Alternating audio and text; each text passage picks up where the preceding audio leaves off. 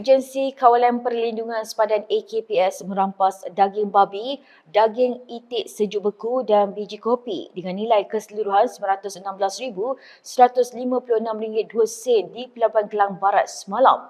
Komander AKPS Pelabuhan Kelang, Datuk Nik Izani Muhammad Faizal berkata, sebanyak 3 konsainan dagangan dikesan tidak mematuhi syarat serta pertukan undang-undang sedia ada. Jelasnya rampasan dilakukan selepas beberapa pemeriksaan fizikal ke atas kontena yang membawa dagangan hasilan haiwan dan pertanian itu di tapak pemeriksaan kontena CFS 4. Pemeriksaan tersebut dilakukan pihak Jabatan Perkhidmatan Kuarantin dan Pemeriksaan Malaysia Makis sekitar jam 11.30 pagi.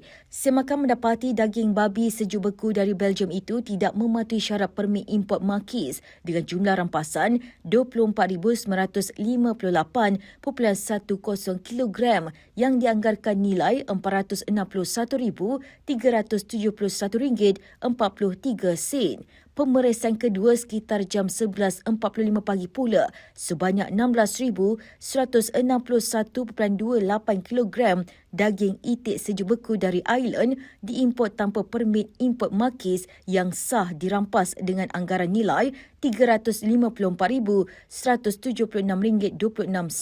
Tambah Nik Izani, dalam pemeriksaan itu biji kopi dari Colombia diimport tanpa perakuan Pharma 3P seperti yang diperuntukkan di bawah undang-undang berkaitan. Ia membabitkan jumlah berat rampasan sebanyak 3,500 kilogram dengan anggaran nilai RM100,608.33.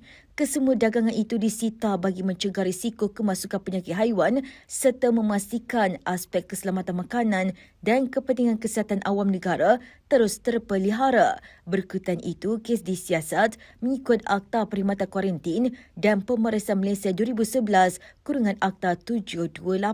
AKPS Pelabuhan Kelang juga menegaskan komitmen berterusan dalam membantras kemasukan barangan larangan dan dagangan yang tidak mematuhi peraturan ia demi menjamin keselamatan kesejahteraan serta kedaulatan negara.